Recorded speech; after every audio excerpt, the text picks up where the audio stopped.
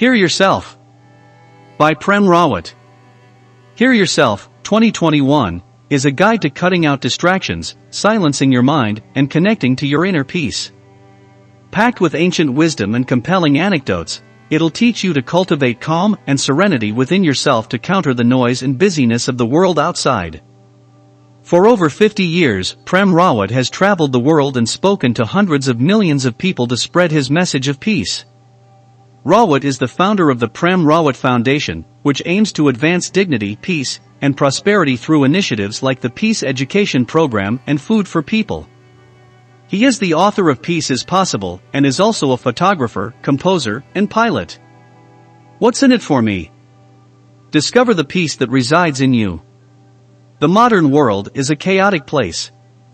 We live in overcrowded cities where we're surrounded by traffic, noise, and pollution, and work ourselves to death. Faced with distractions and the demands of everyday life, we've forgotten how to access the sense of peace that has been inside us since we were born. But it doesn't have to be this way. There are ways to reconnect, and they don't have to involve escaping to the mountains or living as a hermit. These blinks provide a glimpse of this more peaceful way of life, and reveal methods you can use to access it. In these blinks, you'll learn how human beings create their own misery, the importance of living in the now, and how being grateful every day can bring you peace and contentment. To find peace within, you must first silence the noise. Have you ever woken up in the morning and felt your mind racing? You slowly open your eyes, yawn, stretch, and are immediately strangled by thoughts about the day ahead, the goals you have to achieve, and other people's expectations. If you resonated with any of that, you're not alone. We're all servants to what the author, Prem Rawat, calls the busyness of life. We let trivial things control our agenda to the point where time seems to melt into thin air. And in doing so, we miss out on all the rich experiences that life has to offer. The key message here is, to find peace within, you must first silence the noise. In the modern world, there is always something fighting for your attention. Take technology. While it's a useful and necessary part of life, it is just as often an amplifier of noise and distraction. Just think about how many hours a day you waste on your phone. The need to be constantly connected means continually scrolling social media feeds and emails, responding to messages, and then feeling dejected if you miss out on something cool. But technology's not the only thing at fault. Your internal pressures, desires, and expectations also play a big role, things like getting a promotion, advancing in your career, or worrying about whether other people think of you as successful. It's not wrong to be ambitious. But the constant drive for achievement is a distraction from what is good in the present moment. It's like driving from A to B as fast as possible, without pausing to look out of the window. Many of us might acknowledge that our lives are noisy, but our problem is that we seek peace in the wrong places. We flee from stress by going on long vacations to remote islands, or escaping up high mountains. But unless we can find peace within ourselves, the noise will always follow us. Reconnecting with the peace within isn't about cutting yourself off from technology or civilization. It's about building a solid foundation of calm and strength, and then using that to keep you steady, even in the darkest of times. In the following blinks we'll take a look at exactly how you can reconnect with your inner peace. Peace comes when you let the unimportant things in life fall away. Think about your favorite shirt for a moment. Imagine taking it out of a drawer, putting it on, and then heading out the door feeling fresh. Throughout the day, that shirt will get dirty, while you're working, running around, or eating spaghetti. Once the day is done, you'll probably want to wash it. What happens when you wash clothes? You remove the dirt. That is, you don't bring cleanliness from elsewhere and put it inside the clothes. You take away what's not desired and leave what is, a clean item of clothing. This same idea applies to finding your inner peace. You don't create peace and install it inside yourself. Instead, you uncover what's already there by letting go of what is trivial and not needed. The key message here is, peace comes when you let the unimportant things in life fall away. Finding inner peace has a lot to do with choice. You choose to give your time and attention only to what matters, to tasks you must do or to things you find fulfilling. Everything else, the stress, the thoughts, the anxieties, the expectations, is just noise. But how do you let go of all the things you don't need? Well, one way is to stop focusing on the negative feelings within you and instead strengthen the positives. Think of it this way, in life there is both presence and absence. And it's far better to focus on what is than to fret about what is not. For example, there's a lot of hatred in the world. It's responsible for wars, violence, and the separation of loved ones. But we can't simply get rid of hatred. That would leave a vacuum, and in nature, vacuums always get filled with something. So we need to actively choose love instead. If you bring love to the forefront, then hatred starts to fade. Say you're worried about the criticisms your boss or colleagues might have about you at work. Instead of focusing on their concerns, try to strengthen your skills and become the best version of yourself. Living happily and consciously is recognizing that you have a choice. You can pour your energy into what builds you up and avoid the things that weigh you down. Learning to live in the now will help you recognize you have everything you need in this moment. Prem Rawat grew up in Dehradun, a city in India. Thinking back to his childhood, he remembers the magical autumn days filled with blue skies and big, puffy clouds. He describes sitting in his front yard beneath 2 magnolia trees, watching the sweet peas growing on the walls and smelling the delicate scent that hung in the air. One day, in his usual spot, Rawat started thinking. It occurred to him that whatever had created him had also created the magnolia trees and the dew on the lawn. In that moment, he experienced what it's like to just be, with no wants, no wishes, and no desire to do anything but feel. The key message here is, learning to live in the now will help you recognize you have everything you need in this moment. That day in his garden, Rawat was living in the moment. But being focused on the present can sometimes feel like a hard task. People naturally look to the future, we're always running to that next meeting and ticking things off our to-do lists. And when we do, we lose sight of what's important. Have you ever bumped into an old friend and said, "Wow, how long has it been?" It can be startling to realize how quickly the years pass. And it can even make you feel regretful for being distracted. How do you stop yourself from getting tangled up in life so you can refocus on what matters? In busy moments, Rawat recommends you pause and ask yourself 2 questions. What is the value of time if we don't understand the value of each breath? And, if now is not important to me, how can yesterday or tomorrow be important? These questions will help anchor you. They'll remind you that what is important is not happening tomorrow, but right now. Another approach is to change your perspective of time. We tend to think of time as being divided into fractions, years, months, weeks, days, hours, seconds. These units of time are finite. But although the external world may function by the ticking clock, our internal world feels the moment as absolute, or infinite, what Rawat calls a timeless today. No matter what we do, or what plans we make for the future, we can only live in the present moment. Just like Rawat sitting under the magnolia tree, your timeless today gives you the freedom to just feel. There's no need to improve yourself or search for something new.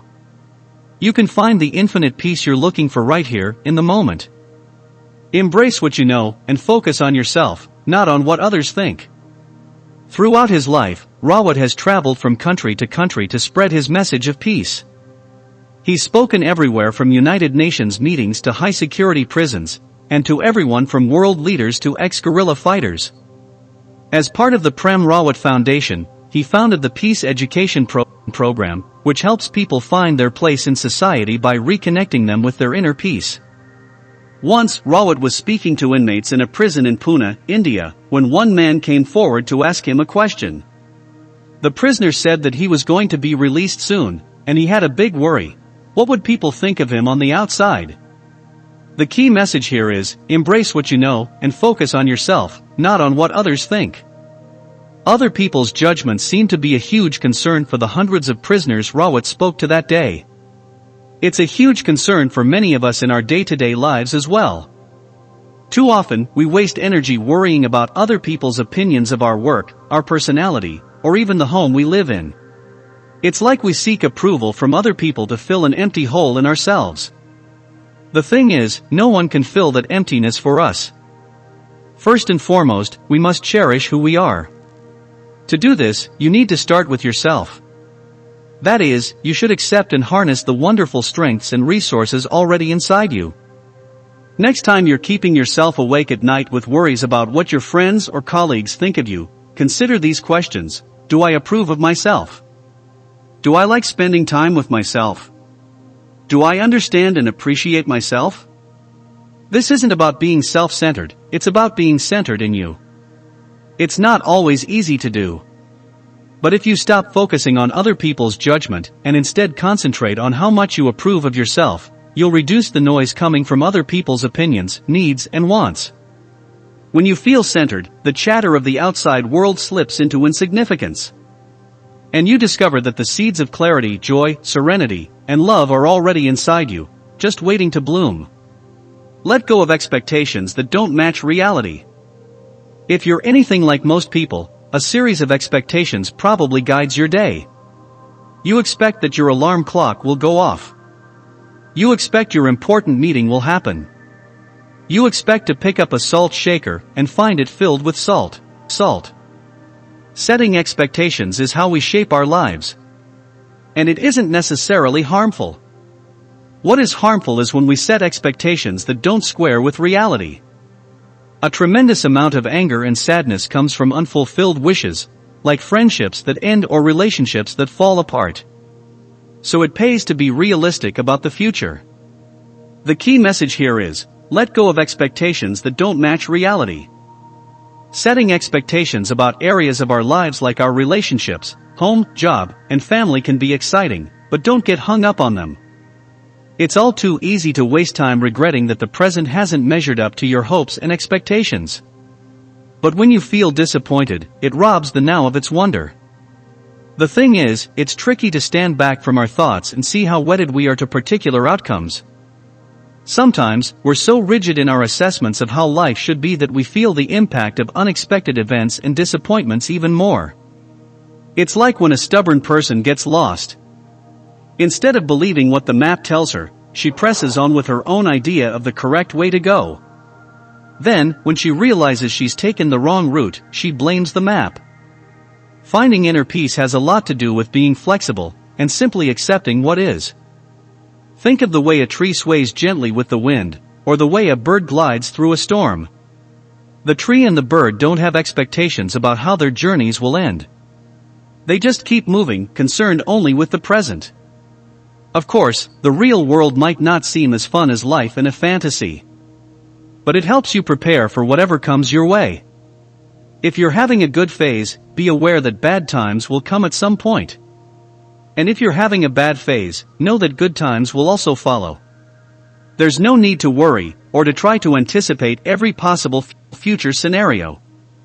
Simply believe that change is coming, dig deep, and feel your strength within. Be grateful for every breath you take. Did you know that trees have a heartbeat? Recent research shows that trees move their branches up and down at night, creating a pulse of water that flows throughout their entire body. Trees are masters of survival. They can prosper in whatever environment they're in and grow in the most unlikely places, from deserts to rivers to inside the cracks of rocks in mountains. In fact, we could learn a thing or two from trees. Whatever your circumstances are, you need to find a way to get clarity, peace, and understanding into your life. You do that by appreciating the most important thing you have, your very existence. The key message here is, be grateful for every breath you take. When was the last time that you were truly grateful to be alive? We're not talking about seeing a hearse and thinking, I'm glad it's not me in there. We're talking about being fully awake to the passing of the day into night, and really feeling your existence. Gratitude isn't something that you can think into being, it's something you feel. For example, when Rawat feels gratitude, a voice inside him says, I am alive, and I truly know I am alive. And he feels this life force pulsing through him. He imagines the human body, with all its complex parts and processes, sustaining him. His blood cells carry oxygen from his lungs to wherever it's needed. And each new breath powers his existence right here on this beautiful planet. Like with many other things in life, feeling gratitude is a choice. You can choose to appreciate your existence, your home, and the loved ones around you. Too often, we wait for a birth, a marriage, a personal crisis, or external success before we really give thanks for what we already have. But gratitude comes from what is, not what might be. If you can accept, experience, and appreciate things as they are, then you can stop desiring what you don't have, whether that's possessions or other people. When you value every breath, you discover that this is reality. And it is here that you can find immeasurable peace and joy. Inner peace can set you free. Prisons are not the kind of places you usually associate with freedom. Inmates are locked behind bars and live out their days within the same four walls, while prison officers keep a close eye on their activity. But prisoners can feel freedom too, as Rawat discovered when he started going into prisons to speak. He was surprised to find that even in the most bleak surroundings, some prisoners expressed such positive energy. Why? Because they'd found peace and serenity inside themselves. The key message here is, inner peace can set you free. So, how did these prisoners learn to feel free even while they were locked up? During one of Rawat's visits to a prison, he realized just how much agency is taken away from people when they end up inside. Out in the wider world, they may have faced all sorts of pressures, but at least they had a home or a place they considered theirs. Behind bars, they lost that. The prison environment controlled everything, not just their freedom, but also their time. The guards had all the power, and the other prisoners could often be unbearable to live with. Rawat realized that the happiest prisoners were those who recognized they still had a choice. While they couldn't get themselves out of prison, they could choose to connect with the peace, love, and self-respect they held inside themselves. In jail, having a choice can be incredibly liberating because choice is a type of power. Inmates may feel isolated and threatened. But being able to tune into a place that offers joy and calm is a lifeline. People often try to pass responsibility onto others as a form of escapism, and those in prison are no different. Inmates tend to blame others for their situation instead of facing up to what they've done. But the day a prisoner starts looking at himself instead, a profound thing happens. He discovers that he has more power than he knew. While he can't change the justice system, he can change himself. And by doing that, he transforms from a hopeless person into an empowered one. Whatever your circumstances are, you need to create your own sense of freedom. Our lives aren't perfect, but we can all feel peace inside us, if we choose. A peaceful world starts with you. Say you're building a house. You might start by layering bricks on top of each other, lining them with cement to make sure they stick together. The condition of each brick determines the strength of the house. If one brick is crumbling, it weakens the structure of those around it. The same is true of the individual and society. If one person decides not to show love and kindness to others, the ripples of that decision are felt throughout the world. But the opposite is also true. If we find peace within ourselves, at first it might only change how we think and act as individuals, but soon it will ripple outward. Our acts will combine with others. Collectively, we can join together to create peace on a global scale. The key message here is, a peaceful world starts with you. Picture an image of the world from space. Zoom in to focus on a mountain range, and now come a little closer to see the forest on the side of the mountain. Keep zooming and you'll see a small copse of trees, then just one tree, and finally a bunch of leaves. If you continue to zoom in on the leaves, you'll eventually end up looking at 3 blobs of color, one red, one blue, and one green. You've reached the level of a single pixel, a microscopic, yet necessary, part of the whole picture. How does this relate to building a good society? Well, every human being is like one pixel. If the big picture of society looks wrong, we should explore what's gone wrong at the pixel level. We must look at ourselves and ask, am I helping to build a good picture of my community, society, and world? The thing is, we grow up separating ourselves from others. We're taught from childhood about the differences between people, whether it's a different culture, different language, or different skin color. Of course, there are distinctive things about each of us. But we all share the same set of fundamental needs, including the need for peace in our hearts.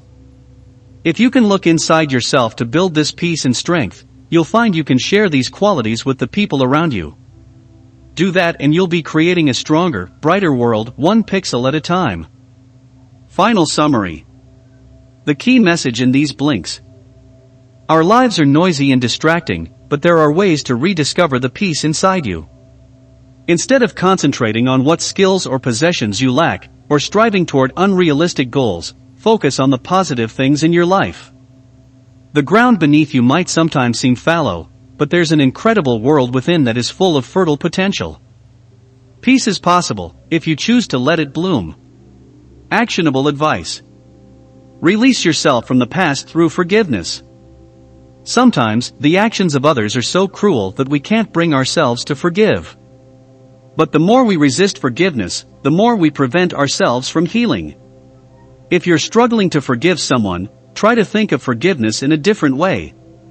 Instead of seeing it as giving in, or letting the other person win, think of it as helping you cut a negative link to the past, and liberate yourself to start anew.